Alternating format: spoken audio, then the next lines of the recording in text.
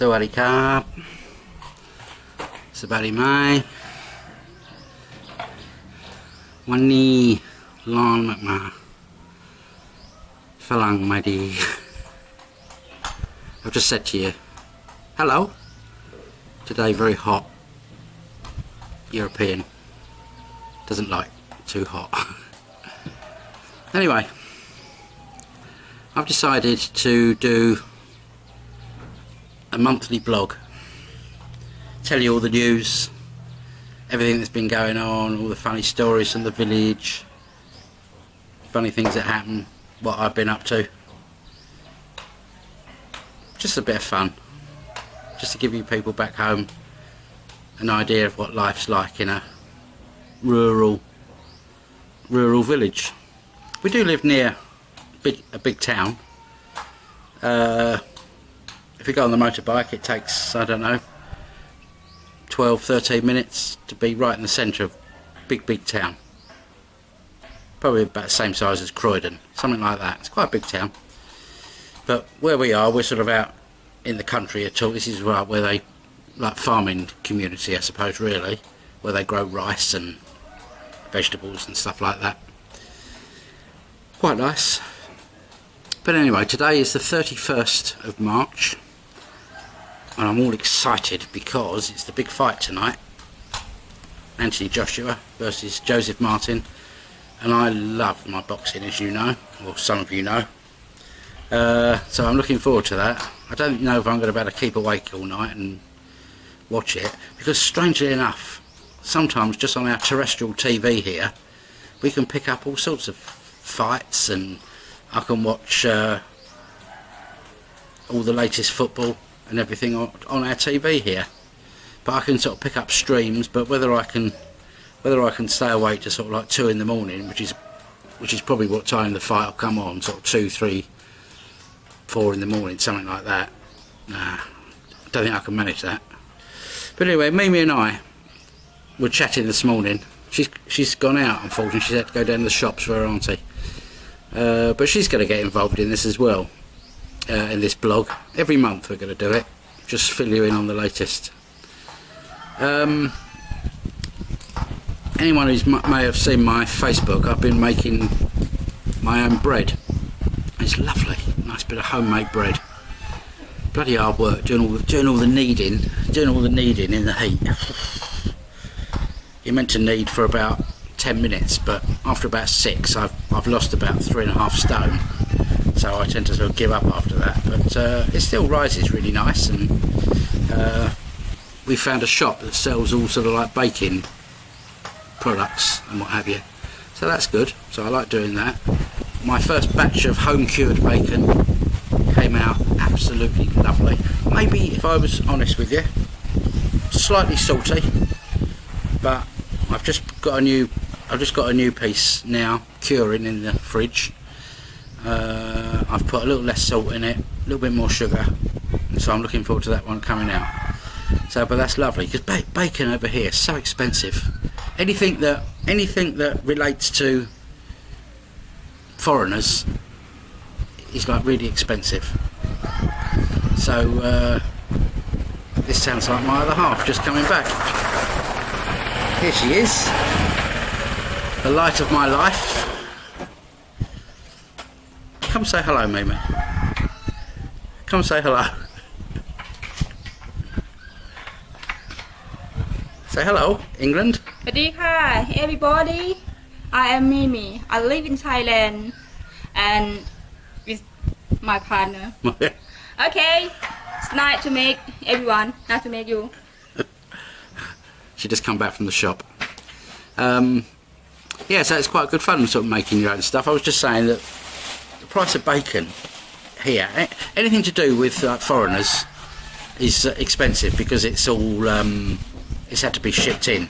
So anything like that, bacon, sausages and that sort of thing, very, very expensive. Where I can buy a piece of meat for, let's say 100 baht, which is about £2. I can cure it in the fridge, and it's worth 3 times that after that. So that's good. So I'm just perfecting the recipe. So I'll have to have a few more bacon sandwiches and stuff in the meantime. I think I can just about live with that. And then I'm going to sell it along when the sausages are all up and running properly. So that should be good. So looking forward to that little one coming on. But I must tell you a little funny story. Me and my son, he's nearly 16 now, but he's a trainee monk. He lives in the temple. And the boys in this particular temple, which is about, I don't know, 5 miles from here, the age of the boys in the temple, the young monks, are probably anything between, I suppose the youngest is about 13 up to about training up to about 17 or 18, but most of them are sort of naughty boys. Rather than to take them to court and they get into trouble and this sort of thing, what they do is they join the temple and they are sent to a special like temple school so they can carry on with their education, because most of them are sort of like running about, not going to school, which is what our son was doing.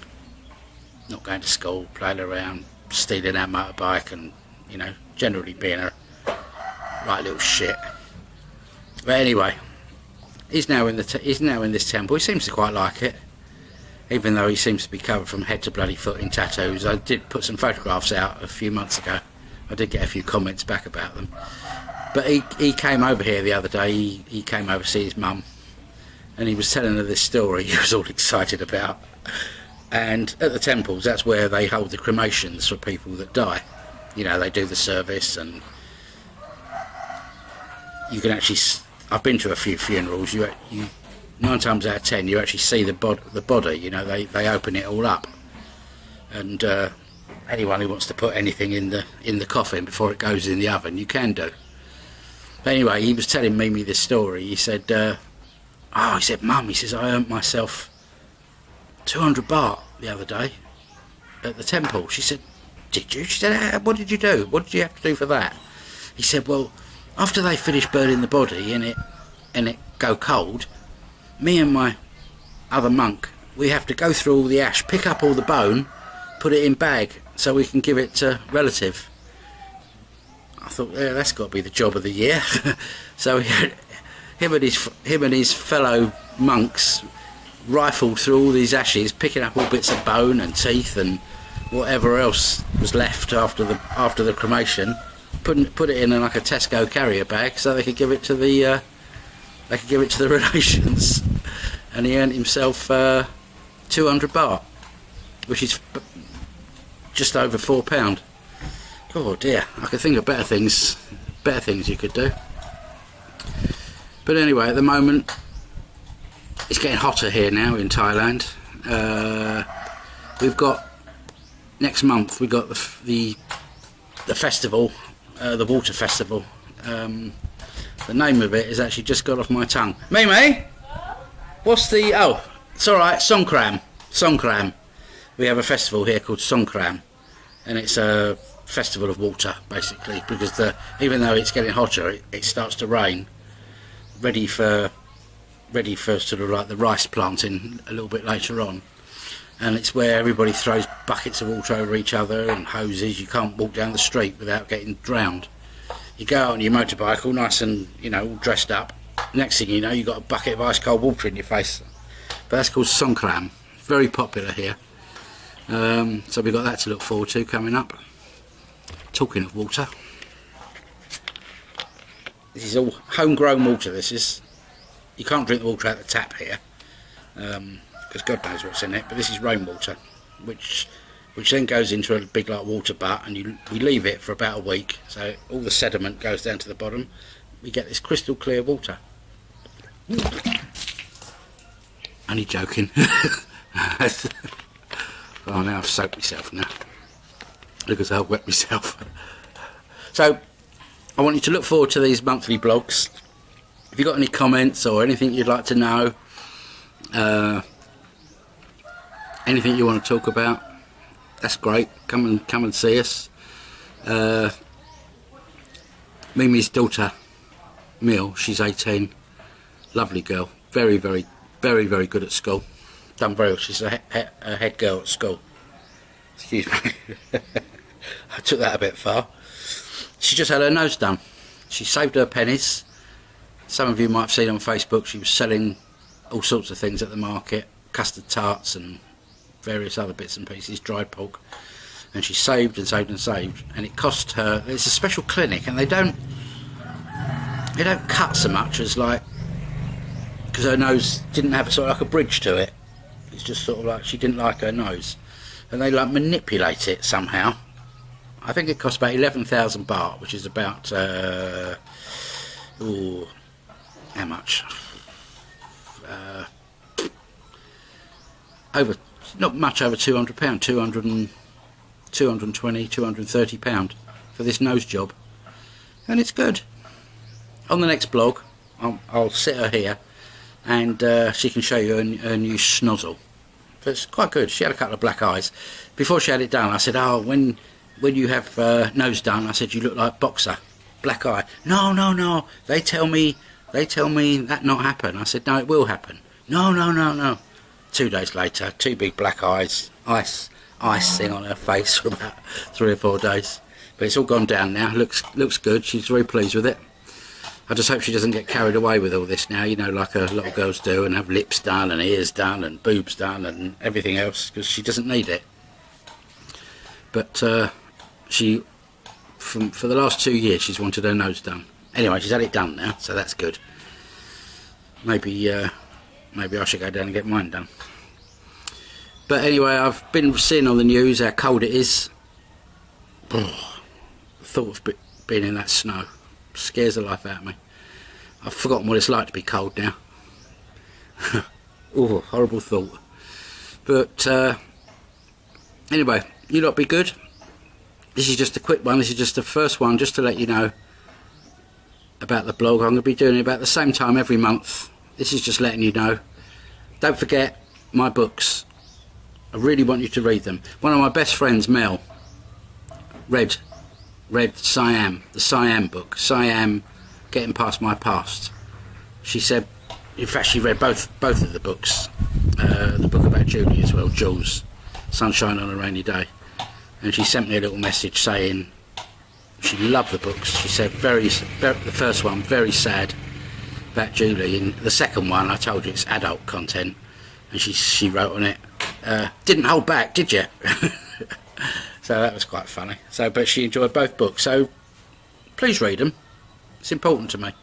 I want you to know it's not, you know, the money side of it. Yes, it's nice, but it's not big money, you know, it's not, both books are pretty cheap, but I just want you to know the truth and about things that go on, and you know, how I've coped and how I haven't coped at times, and you know, sometimes, like all of us, when life's never on a parallel, it's always ups and downs, you know. Unfortunately, when you have a down in Thailand, it's much harder than it is when you're in England. If I have a problem, maybe I have to contact England. It's so difficult sometimes. One, you got the time difference. If you're trying to call England, it costs so much money. And when you said, "Oh, please hold," or "press 1, press 2," and now you're held in the queue. And in that 10 minutes I'm in the queue, I've just spent like £15 hanging on, you know. And the amount of times I had a problem with my bank, and I rang, eventually got through after hanging on all that time, and I got the, "Oh, hello Mr. Mellish, how can we help you?" Click, my money ran out. That's happened to me a few times. It's so bloody annoying when that happens. But anyway, never mind. Anyway, you lot, Sawadee Krap, Chocolate Cup, be good, thank you, bye bye. Take me water.